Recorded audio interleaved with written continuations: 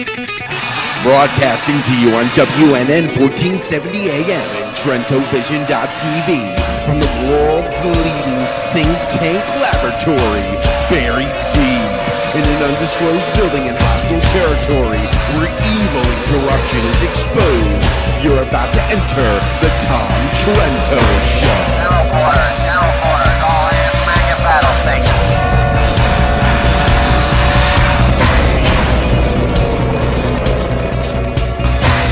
Tom Trento heads United West, a group that says it defends Western civilization against the onslaught of Islam.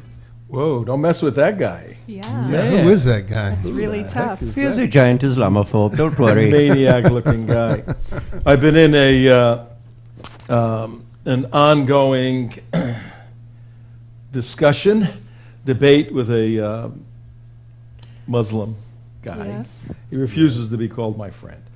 And all he refers to me as Islamophobe, Islamophobe, Islamophobe, Islamophobe. Very smart man. Yes, I'm sure. Hi, everybody. Tom Trento, Islamophobe, here today with everybody else. CJ, say hello. Hello. Islamophobically. Islamophobically. Can you hear me? Is my sound? Yeah, Yes, I hear yes, you, we but can hear you fine. a little low. It sounds a little low for some reason. Yeah, And I even thought though so. I'm cranked up here, so somebody put the dial down somewhere, but hey, no big deal, because we are here in the bunker, undisclosed location, disrupting evil and saving the free world, as all that stuff says in the beginning. As our super capes will attest to. Yes, absolutely. Good to have you on this Tuesday, July 9.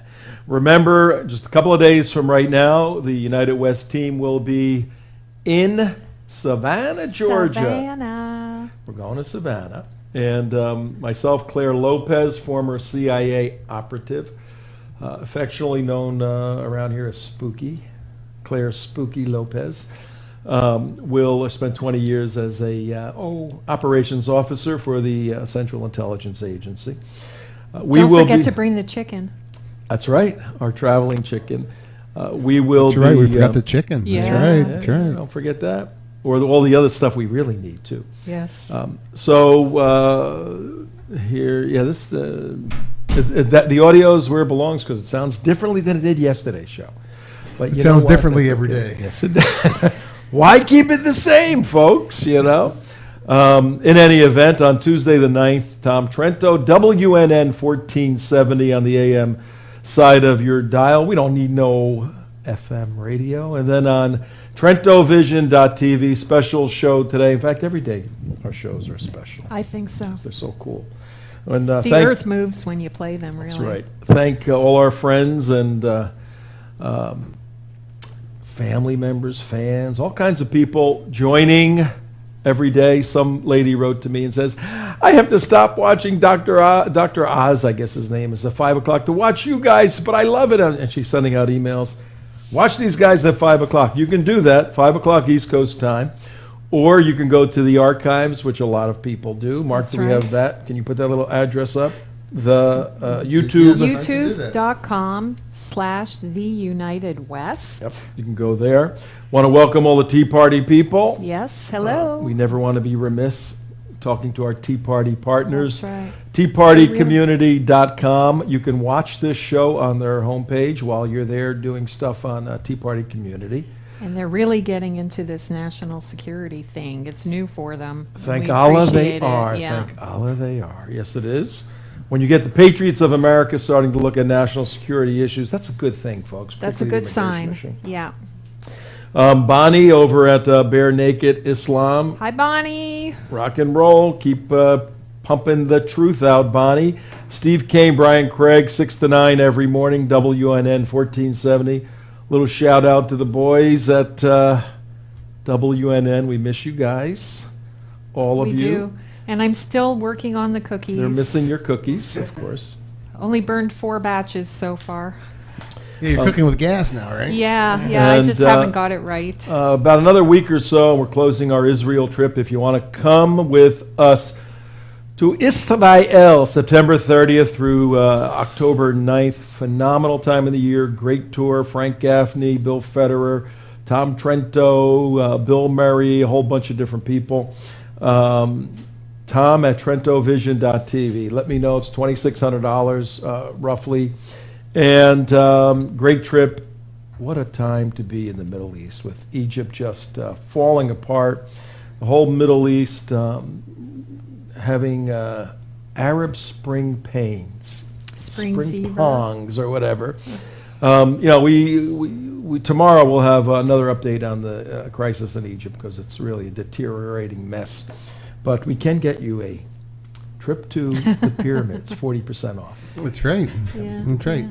Just don't. The dog days of summer. That's right. See, but here's what happens, folks. Of course, you can't say that, right? In the hate jihad world, and for those of you who follow the United West TrentoVision, we understand the doctrine of Islam. We understand the characteristics of Islam. We understand the ideology of Islam. We understand the political theater of Islam, the political antics, the theatrical antics. We understand what part of the Islamic jihad worldwide is all about.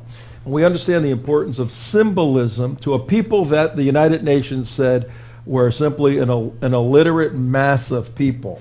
2004, the United Nations put out a study on the Arab world, Islamic Arab world, and said it's a deplorable educational mess, high rates of illiteracy, low potential for income, a predisposition and preoccupation with the jihad mentality. So when you have a cultural milieu, a cultural mix like this. You speaking French, Tom? It was French, yes. And we have a French guest in just a couple of minutes that's going to explain all of this Say for what us. milieu means? When you have a mess like this in the Arab Islamic world, symbolism, because yesterday we spoke with Usama Daduk, a Coptic Christian Egyptian, Yes. and he told us, this was kind of news to me, that a significant portion of Egypt out in the outlying areas don't know their address. If you ask them, where do you live, they can't tell you. Not only are they not literate, they don't know where they live. They can't just tell you a way in which the post office would find them. They can tell you, I live by the hill, down by the river, over the creek, but they can't say 222 Morsi Drive. Right. So because of those conditions, symbolism, symbolic moments, symbolic acts, symbolic events play heavily in the Islamic world. Right now, we're going to look at an issue that is 13 years old. Happened in, I believe it was September 30th, I believe, 2000. The beginning of the second Intifada uprising in Israel against the Israeli government. And we have one of the world's experts on this situation, on this event that symbolically, to this day, talk about Usama Daduk, Osama bin Laden, used this event we're going to Yes. look at as a motivating factor to initiate and propagate jihad worldwide. It's the most shocking Jewish blood libel of our time. But when you say blood libel, what does that mean? Well, let's You're have gonna defer Philippe. to the expert, Yeah, okay. I want Philippe to really explain this. Okay. We met him several years ago when he came to the States, and he was showing us the PowerPoint presentation after the first court case, and so he goes into a lot of that, and I think he explains it very well. I don't want to rob anybody of it. Excellent. And I actually met Philippe in Paris in 2009. I interviewed him at a place in Paris in 2009. And we met there, developed a friendship, and have maintained that. So why don't we bring Yes. Philippe Karsenty. Philippe, there he is. Hello. Welcome to our show. Karsenty. Karsenty, how are you? Good. You know, I'm going to be in Florida soon. I'm sorry, we just had to fix the audio. What did you I say? think he's. I just said I'm going to be in Florida in 2 weeks. Oh, are you? good. Okay, you have to come to see us. We'll take you into the bunker here and maybe have you do a show with us That would be great. live. He does come, I think, every year. Don't you come every year? I'm trying to come at least every year in Florida. Okay, we're going to have to sort his audio out a little bit. It was perfect before. Yeah. But Philippe, We're going to turn off your video, Philippe, because sometimes the connection with the Skype. We'll just turn off your video. Okay. Yeah, you won't So be you able won't be to able to see see us. us, but we can see you. Because your So- audio is getting a little scratched. Okay, but no monkey faces, anybody. Better for you? And Let's we're- try and call him right back. Okay. I'm going to call you right back. We're Philippe. gonna hang up, call you right back because we had a great connection before. This one's not good, but we're as we get Philippe Karsenty back. Can I say every time I say No. his name, or does that only go for That's- John Kerry? that's It only goes for John Yeah, Kerry. we don't want to spoil that. This situation, Mohammad Al-Dura. Mohammed, every Muslim person's named Mohammed. I mean, it's Yeah. really ridiculous. Al-Dura, We have D-U-R-A him back. or D-U-R-R-A-H. I've seen it both ways. Right. We have you back, Philippe. Let's check your audio. How are you? Can you hear me now? Yes. Oh, there we you go. are. Okay, sounds like we got you back quite well. I think he might be close to the speaker, possibly. Okay, well, Getting back whatever is coming back. let me ask you a question, and if we need to tweak this, we'll tweak this. A couple of weeks ago, you had a significant setback on your involvement in this case. The court found you guilty of, I believe, defamation. So right now, folks, at 12 minutes past 5 o'clock on July 9, 2013, we have an individual who's been at the center of an international incident. And Philippe, why don't you take a moment to sketch out an overview, like you've done so many times over these years, an overview of the case and the event, the case, and then Yeah. then we'll go from there. Okay. Okay, so look, on September 30, 2000, the French public TV France 2 broadcast a news report which seems to show a boy hidden with his father behind a barrel, and he was pretendiously killed by Israeli soldiers who shot at him. But in fact, this news report, which became very famous all over the world, which was used by Bin Laden, which was used by Pakistani terrorists to justify the beheading of Daniel Pearl, which was used by so many terrorists all over the world, which became poster stands, monuments, streets, squares, wherever in the Muslim world. But in fact, this news report, the so-called killing of Mohammad Al-Dura, never happened. It was a hoax. We have been able to substantiate our claim with raw footage, with documents, with testimonial. And for example, we have the boy after he supposedly died who raised his elbow, looks at the cameraman, puts down his elbow. So this is ridiculous. After he died? After he died. Yeah. He died. And you know what? After he died, his father was wounded with 15 high-velocity bullets. I repeat, 15 high-velocity bullets coming from weapons coming from guys who are shooting from the Israeli army. They don't have a single drop of blood on their body, corpse, or on the wall. You know, so that's ridiculous. That's a nonsense, a complete nonsense. Yeah, absolutely. What Yeah, people do, what people may not remember now, although they may have known it at the time, is this was a prime example of the tactic of the Palestinians to manufacture media images in their war against Israel and the Jewish people, to fabricate stories, myths of atrocities and genocide and things like that, that got picked up by the Western media and sold as the truth. And this was one of the most horrific examples of it, that really inspired a lot of terrorism. It was a rallying point for jihad around the world. And what Philippe did was expose this as a myth, not just against the Palestinians, but against the French media, That shot France the thing, 2 right. TV, that they were complicit in perpetuating this hoax, and then was sued for telling the truth about it. Even after it was proven that it was a hoax, the courts still were going after him and the prosecutors for defamation against the people who perpetuated the hoax. How did you get involved in this, Philippe, initially? You're deputy mayor of an area outside of Paris. I'm deputy mayor of Neuilly, the city where Sarkozy was the mayor. Okay. Well, at the beginning, when I saw the discoveries of some other people, Israeli scientist Nahum Shah, for example, when I saw his discoveries, I went to the French public TV and I say, hey, wait a minute, you broadcast a fake news report. May you apologize, please? And they refused, and they said that I was in that case. And they even refused to debate with me, even refused to argue or whatever. So I had to create a place to debate.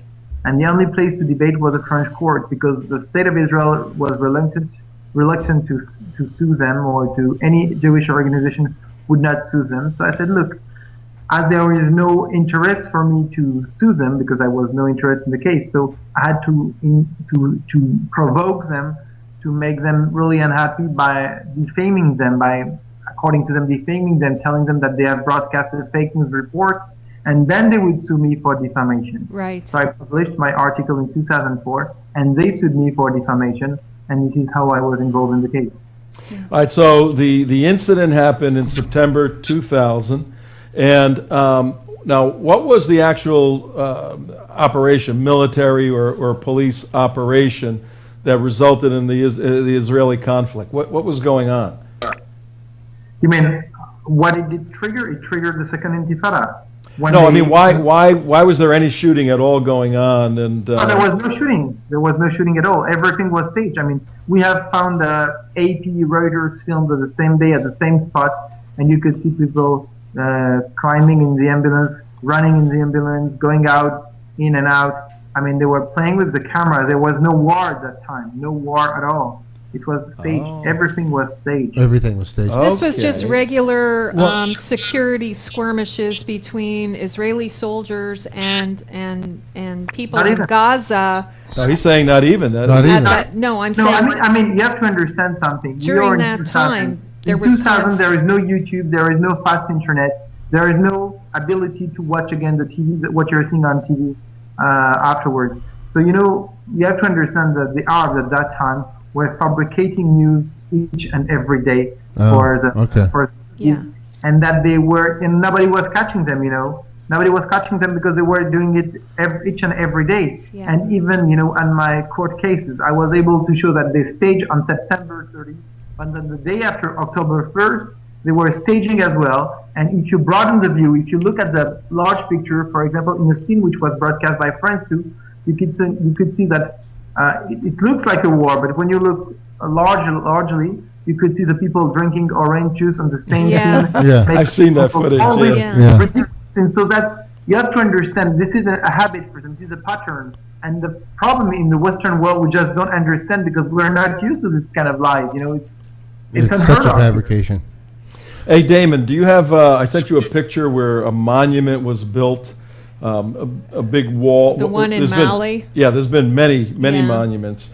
But if you can put this one up and you can see it a little bit. So here's what we have, folks, at 19 minutes after 5 o'clock, Tuesday, July 19th, 2013. We have a situation that was fabricated in 2000, before YouTube. I didn't realize that. This is really before YouTube was popular. Yeah. And it was Arab theater, Palestinian theater. Yeah, they call it PaliVision. PaliVision, that's right. Yeah. Which was the fabrication of the killing of a 12-year-old little boy, Mohammad Al-Dura, huddling with his father. Yeah. And the Israeli sharpshooters, as Philippe has been telling us, hit them 15 times with high-velocity rounds. But there was no blood, no anything. Blood, no bullets, no nothing. Bullets. Yeah. But it doesn't matter because it was a legitimate station, French 2, right? Channel 2? France 2, yeah. Now, it belongs to the state.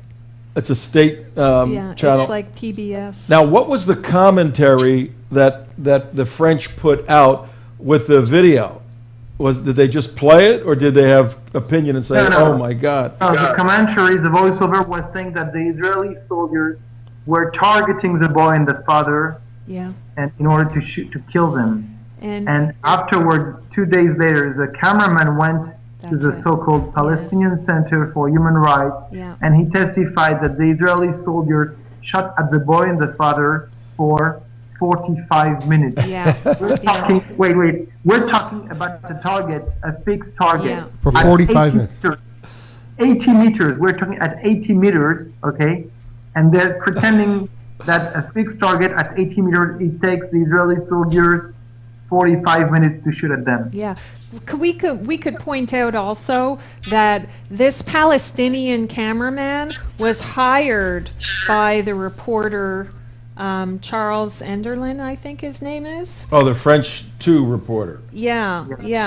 And this is another common Palestinian tactic which still goes on today, where Western journalists, CNN and everybody else, hire local Palestinians for their reporters, who then falsify the news that you see still today on television. So this Palestinian cameraman was not a journalist in the sense that we would recognize. He's really there to infiltrate the Western media for the Palestinian cause. People need to understand that. That's what his role is. And Yeah, but not only, I think if you don't mind, let me remind you that this Arab cameraman was interviewed a few months later, and he said, after he filmed it, and he said that he decided to become a journalist to defend the Palestinian cause. So he's a really Exactly.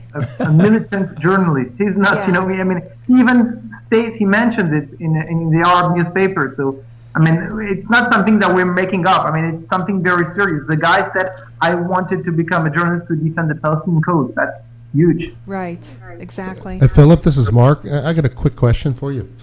All right, Theo, the courts originally sided with you because of the overwhelming evidence, correct? Yeah. And then later on that flipped, and what was the rationale, what was the reason for going against the overwhelming evidence, as you're pointing out, and supporting, what rationale did they base this on legally? Yeah. So when I won the case in 2008, France to ask the French Supreme Court to annul the verdict, to cancel it, and it was cancelled because the French Supreme Court judges said that the French judges of the Court of Appeal didn't have the right to look at the raw footage to decide if I was right or wrong. Didn't have a right to look at the raw footage of the video? Didn't have the right to look at the evidence. Meaning that they didn't have to look at what the camera filmed the same day at the same spot to decide if I was right or wrong. So this was the first thing, which was kind of absurd. Yeah. And then we were sent back to a Court of Appeals, and then the Court of Appeals, we had the trial on January, and then we expected the verdict on April. Then they say we postpone it. Then we expected it on May, and then they said we postpone it the second time. So we had to wait 3 times, and then they delivered the verdict. And the verdict is amazing. The verdict tells me something very clearly. You published something in 2004, but according to us, the French judges, you didn't have enough sufficient pieces of evidence to declare it was a hoax. Now it's very different. I mean, if you were to declare now it's a hoax, we may not have a problem. But in 2004, when you said it, maybe you said it out of intuition, but you didn't have facts to substantiate your claim. Wow. That's a big. Yeah. So That's France. I mean, The judges- Remember, France FR stands for fraud. Who decided? Right. Well, here's the situation. I know we only have you for a couple more minutes. You have to get going. But 2 questions. What do you do from here? I mean, you're guilty now. They want you to pay thousands and thousands of euros. And number 2, what is the lesson for those in the West fighting Islamic Jihad? Well, the lesson is very important, that don't take seriously what's coming from the cameramen who are working from inside, who are feeding our media all over the world. I mean, they're feeding us with fake news most of the time, and I think it's very important to understand that for the French media, for the American media, for all the Western media. Because yep. that's very, very important. Well, where do I go from that? I could go to the French Supreme Court, and I may go there, and I can also go, and this is what I'm working on, trying to maybe start a new case from the States, because maybe we can sue them for incitement. We could find victims who had to suffer from the Al-Dura hoax. So many people were killed and damaged because of this. So we could really, I want to make them pay a very high price. My country, France, is covering the worst blood libel of our time. Right. This is the worst media fabrication of our time. And I'm so sorry. I'm a French elected official. I'm a French citizen. But I must tell you something. I don't feel comfortable in France, and it looks more and more like North Korea when it comes to the truth. When we're talking about what's going on in the Middle East or in the Muslim world, Well, at least this blood libel didn't have an effect on the way Muslims treat Jews in France, right? Are you kidding? Yes. Yes, Yes. he's kidding. Yes. Okay, well, I'm sorry. It's just like no. But you know what? Let me tell you something. The guy in Toulouse who killed, Mohammad Merah, who killed last year the French young children in Toulouse. These kids, were killed in Toulouse, and the guy said that he did it to take a revenge against the Palestinian children killed in Gaza. This is the first thing. And now the French army, as you've seen, is in Mali, in Bamako, fighting against jihadists. But what you can see is that the jihadists that they've been fighting against have been fed by monuments which were created to commemorate the fake news report. So that's amazing. Yeah, they name Chickens coming streets. home They name to streets roost. after these people. They Yeah. name they build squares and names of these people. And then they see it as truth, and it's all Jewish conspiracy. It's all Jewish this. It's all Jewish that. It's straight out of Mein Kampf. It really is. And in this day and age, with all immediate access to factual information, but what's it say, Philippe, about the psyche, the psychology, not of the illiterate Palestinian who's just trying to make a living, but Nasrallah and some of the Mahmoud Abbas, some of the leaders that propagate this stuff? What does it say about their psyche, their worldview, their politics? Well, when I'm here talking about a peace partner like Mahmoud Abbas, it's ridiculous. We know that these guys just want to kill Jews. That these guys just want to be jihadis, and that they're using, the Hamas and the Mahmoud Abbas are partners. Partners in wars. They're not started for peace with Israel. And the main problem is that all this so-called peace process is a whole fabrication. It was created 20 years ago, and for 20 years we've been living with this hoax. The peace process, the Oslo peace process, is a hoax. And if I could be really politically incorrect, I think it's really problematic when you look at the state of Israel. You see that the guy who's responsible for this hoax, Shimon Peres, is now the president of the state of Israel. Yeah. That's a shame. Yeah. It says something also, I think, about what's happening in France. Okay? Because, first of all, you have the leftist media siding with the Palestinians and perpetuating their myths against the IDF, the State of Israel, and the Jewish people. Okay? Completely ignoring the truth, and not only that, but suing and trying to harm anybody who tries to expose the truth. Then you have also in France this ridiculous judiciary which is complicit, which will convict people of crimes that they know they're not guilty of. It's like they already determined you're guilty, we're going to sentence you, and now we're going to have a trial. Zimmerman-esque. Exactly. That's what's happening. You'll see, I'll send soon an analysis of the verdict. And what is really funny is that when you read it, they decided the bottom line before they wrote the first line. They decided Karsenty has to be found guilty. Now let's create Figure out how to do it. verdict Exactly. to make people believe that we have some basis. But it's absurd. This verdict is ridiculous. Yeah. Really ridiculous. Real quickly, a question as far as is there been anybody that's been wanting to pick up this story, or is any mainstream Like 60 Minutes or like somebody 60 do an minutes, expose on the hoax? Yeah, on the hoax and on the conviction, because this is I mean, this is an incredible story. It really is. Good question.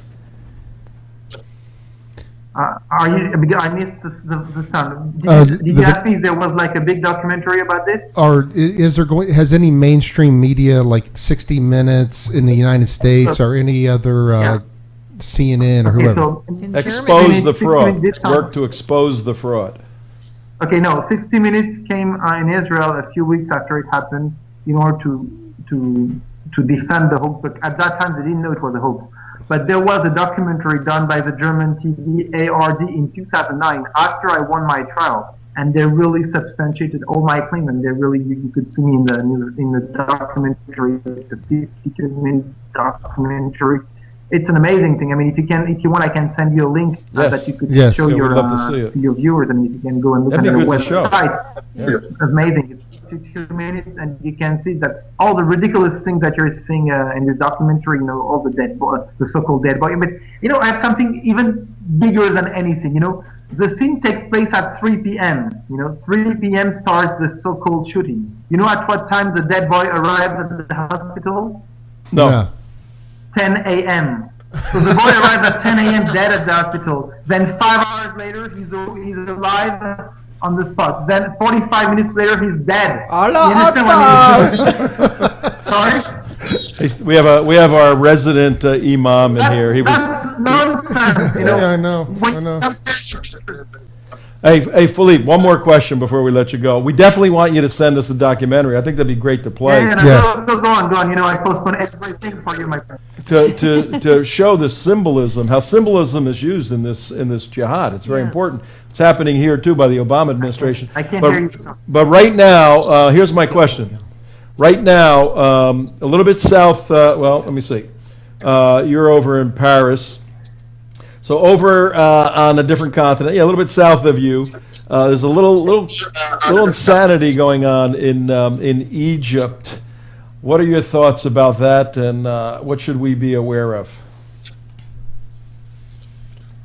Look, I must say something. I'm not an expert on this topic, but what was amazing to me, you know, I remember in 2009. When Barack Obama went to Egypt and he went to Cairo and he spoke to the Muslim Brotherhood and he dealt with them as if they were just partners for creating a new Muslim world, you know, a new Muslim free world. It's called a nonsense, caliphate. of course, you know. Yeah. So these guys, they're not ready for democracy, and they're not willing they don't want democracy. They don't want democracy. They need some strong leaders, and they need leaders in order to treat them as they have to be treated. They have to be led. They don't have to give their word because they have not been educated, and or their leaders for so many decades have been preventing them from going to school, preventing them from being educated. That's the main problem. Okay, Philippe, thank you for taking time from Paris. That's Philippe Karsenty from Paris, France, live with us at 34 minutes past 5 o'clock on Tuesday, July 9th. And be sure to contact us when you get here into South Florida. Before, so we can arrange our schedules. Yep. He's gone? Yep. And but he'll watch the show. He'll watch the show, yeah. By the way, if you want to write to Philippe or you want to get more information on the Al-Dura case, you can contact him at Philippe@Karsenty.fr. That's PHILIPPE@KARSENTY.fr. Karsenty. Just put an at between his name. Yes. Yeah. Philippe at. Yeah, I think we would do a special on that German documentary. That's amazing. I've seen story. parts of it actually. Israel just came out with the official report. With their official report. And I know we mentioned it on the show when it came out. We didn't Yeah. donate a big section of the show to it, but we did discuss it and discuss that. You're talking about this fraud of a, quote, news clip cost the lives of over 1,000 Jews and Israelis. Yeah, okay, yeah. They're worried about suing him for defamation. How about incitement to murder? Well, that's sort of the theory That's he what was he throwing was out. saying, But yeah. before our audience, so you understand the importance of this subject. This happened in 2000, And we need to get another picture. We'll show more when we do the documentary. But it was a fraud, a staged shooting. And I've seen some of the video when the camera pulls back. The guys are out there drinking orange juice as the shooting's going on, just watching it. And it was staged. The whole thing was fake. Yeah. And it was done to speak to the masses. To the Arab 'Cause street. all you need to the street is a spark. Yeah. There's no analysis like, No. let's kill the Jews, Yeah. And this thing launched the second intifada, second uprising. Well, in actually, it Israel. happened on the second day of the Second day of the Intifada, yeah. official start. Was Yeah. it? That's why the Israelis were. What started the second intifada? Is that when he? That, Explain Sharon- what an that was- intifada is, please. That was when Sharon Uprising. supposedly visited walked up the, to the Temple Mount? the Al-Aqsa Mosque. Okay. Yeah. Intifada is an uprising. The people rise up again. The Muslim Arab culture rises up against the Israelis because they're occupying their land and all of that stuff. Right. And you need theater, you need symbolism. But I Yeah.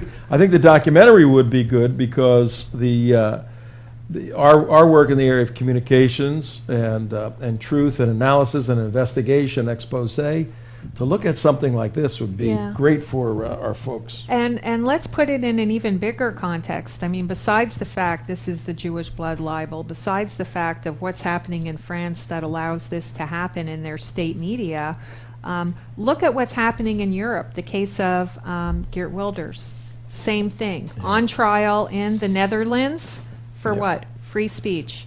Elizabeth Sabotage-Wolf, Yep. on trial, lost her case in Austria. Same thing for telling the truth, no free Right. speech. All these are hate crimes and thought crimes against Islam, and the media and judiciaries in these countries are siding with jihad against their own citizens, to silence their own citizens. Yes. Pamela Geller, Robert Spencer, banned in London, In London, for right. what? And the Same thing. the And bi- the same thing is happening here. the bizarre, weird The part. policing of the counter jihadis by the media in this country. Well, again, we have discussed this several times.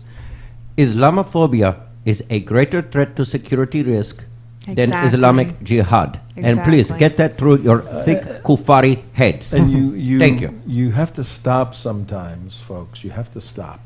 And you got to say, on September 11th, 2001, one of the most heinous acts of diabolical destruction, death, by people committed to death occurred, on our territory, and you go, okay, we are America. We have done all this great stuff for 230 years or so back then.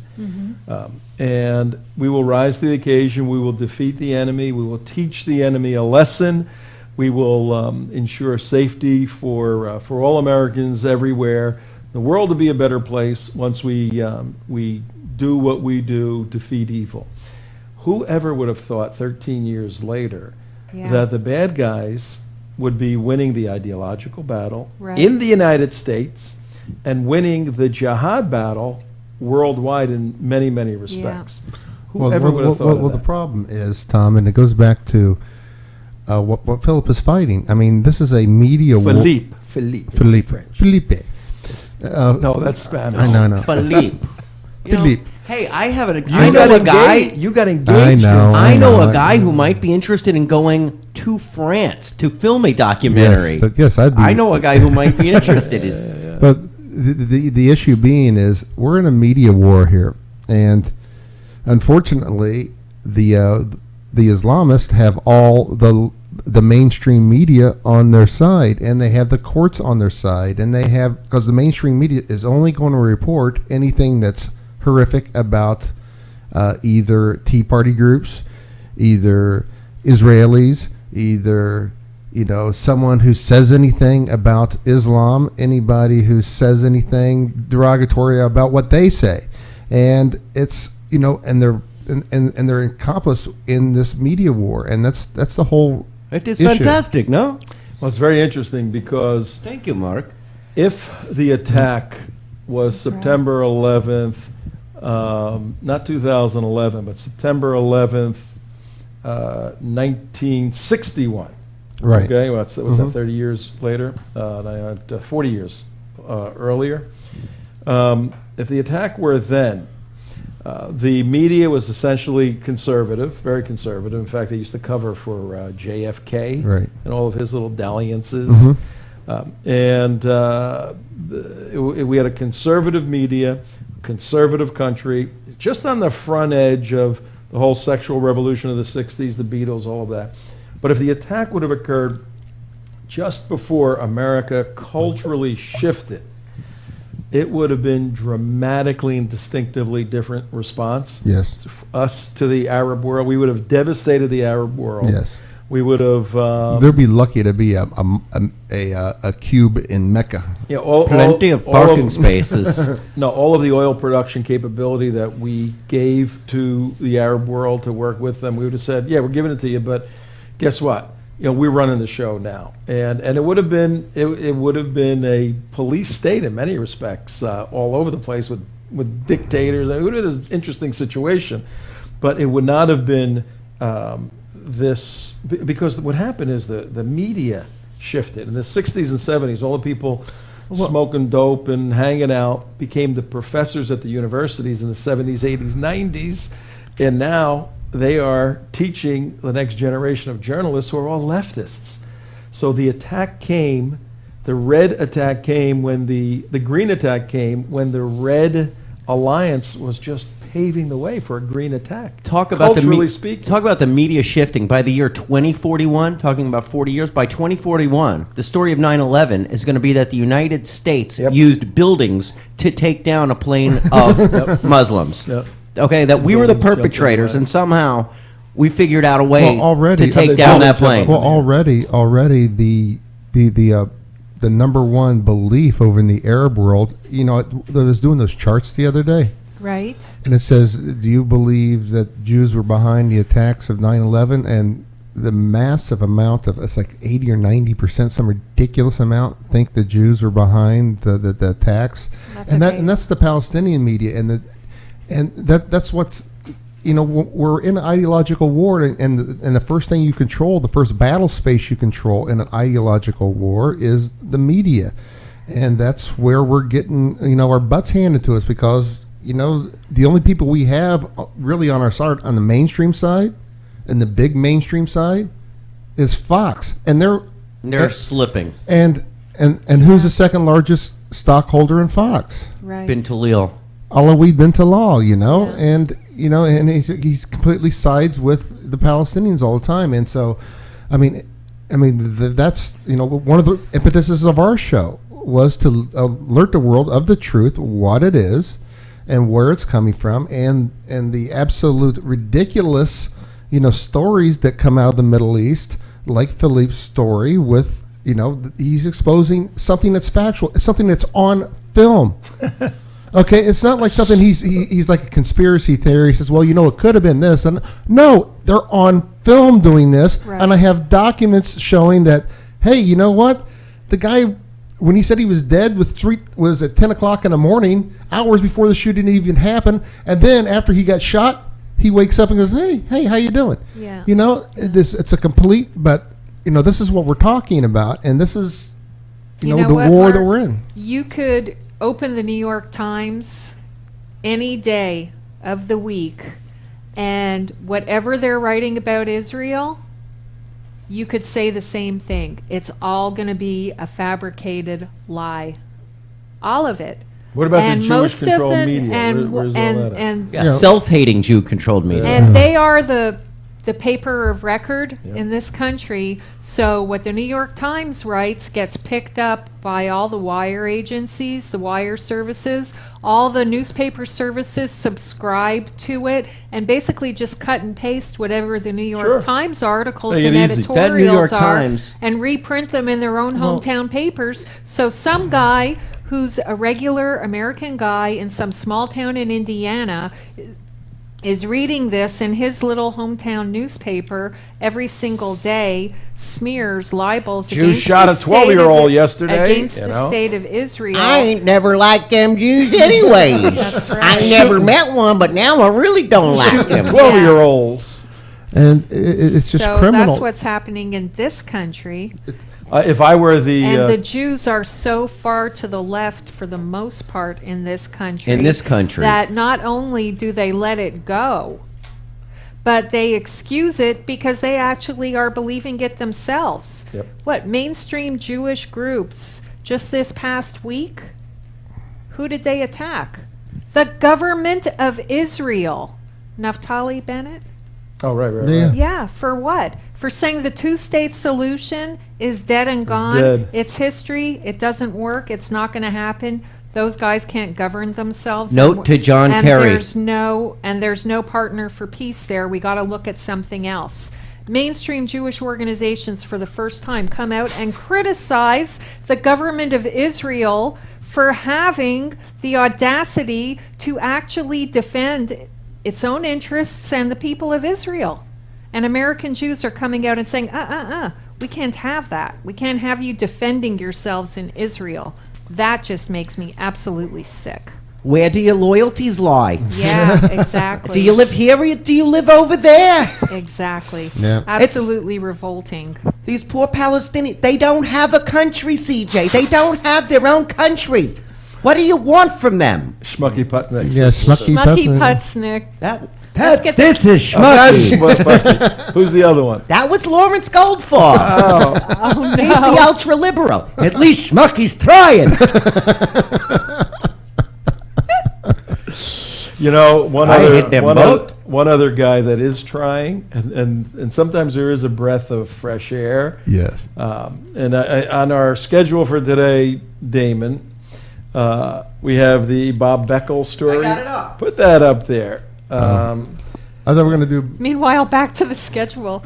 I forgot we had we had one. a schedule. Oh, yesterday. we got to bring up our graphics for that one. That Bring start, up the graphic for that. No, you're gonna because tell me every I don't once have in a it. while, Okay, hold on. look, folks, No, we're the Beckel losing. story. The Beckel story is Notwithstanding Obama, using a drone to kill a terrorist here or there or whatever, and SEAL Team 6 and all that stuff's great. The ideological battle against Sharia-compliant Islam is far more significant long-term cultural battle than smacking and killing the jihadis, as much as that has to happen around the world when they get kinetic, when they get physical. So we're losing the ideological battle right now. We've been infiltrated in many levels of our institutions in the United States, and as we've been talking about the media, but every once in a while there's a breath of fresh air. To see a liberal media analyst or not analyst, but when you just give your opinion, commentator. yeah. Contributing. He's a pundit. Pundit. To see a pundit, that's the word. Yeah. Start to get it is fascinating. You want to put that up? Are we talking about the same thing? The article from the Blaze from Glenn Beck back in April. Well, while they're looking for it, I got it right here. liberal Fox host Bob Beckel stuns the audience with Muslim student visa moratorium proposition. The heck is that all about? The world is no longer spinning on its axis. Infamously ill-tempered Fox News host and former Democrat strategist Bob Beckel, he's Never the actually heavy-set met him. one he wears suspenders, on Monday suggested, this is back in April, that the U.S. stop accepting foreign Muslim students till the ones already here have been thoroughly vetted. He says the hatred for the United States runs deep, and I think we really have to consider, given the fact that these people hate us, Yeah. we're going to have to cut off Muslim students coming to this country. Yeah. This is like Yeah. And he continues and says, No, it's not just the first time he's said that. I mean, he's been saying, repeatedly over since that first statement. He's been coming out. Well, go ahead. Yeah. Cut off Muslim students coming to this country for some period of time so that we can absorb what we've got and look at what we've got and decide whether some of the people here should be sent back home or to prison. Wow. Gee, Boston bombers ring a bell with anybody? We talked about this after the marathon. What do you bombing. think? What does our audience think? You can contact us. We don't take calls now because we only have an hour show. And as much as we love speaking with our callers, sometimes it gets a little down the rabbit trail. And we got enough crazy people in here. But you can contact us several ways. Tom at TrentoVision.tv. You can go to Tom Trento Facebook. A lot of people go there and post things all over the place, comments or statements. You can do that. Send tweets. How else? Yeah, tweet us at the United West. You can do that. We are monitoring that all the time. Email at info at the United West. So give us your thoughts. What do you think about the idea? We look at there's 56 Islamic nations, right? And we simply say, no more students coming in. You know what? We can probably survive as a nation without having any more student visas from Muslim countries coming in. Yeah. Now, would that be discriminatory and it's a violation of some federal law? No. Well, how can you discriminate against non-citizens who have no right to come and study in this country? Because they're it's global. a privilege that we grant They're them. global citizens, you that we grant closed-minded them. little... But you know what? Jane, you closed-minded little... Oh! Jane, you're ignorant. I don't know if that word can be said. Yeah, can you say that? No. Somebody look that up and let us know. Rush Limbaugh said it. Did he? Oh, yeah, he called that girl a slat. Okay. S-L-A-T. Well, here's some of but- the. Jane, you closed-minded little girl. Let's do this. It's kind of like a smaller version. This could be the test case for this grand immigration plan. Let's just take all the Muslim student visas that we have here in the United And States light 'em on right fire. now, and let's let the government of the United States prove that they know where those students actually are and that they are in fact currently enrolled in school, and that their visas are currently current and up to date, and that they are able to track down and deport the ones whose visas have expired. Here's a list of. And if the government can do that with a small population of 75,000 university students, quote unquote, then maybe we'll have some confidence in them that they'll be able to prosecute the war on illegal immigration. I just texted you, Yeah. and they've read my text to you just now. They, PRISM, NSA, right? So they have the capability. I Yeah. actually didn't. It was make-believe Well, for I'm television. checking to make sure. Well, I wanted to show you some interesting graphs on the student. Wait, hang on. So they have the capability to do that. She Yeah. has a proposal on the floor. What are your thoughts? Yeah. Love it. I think it's Why- very reasonable. do I think it is Islamophobic and against the principles of this country and against the spirit of Allah.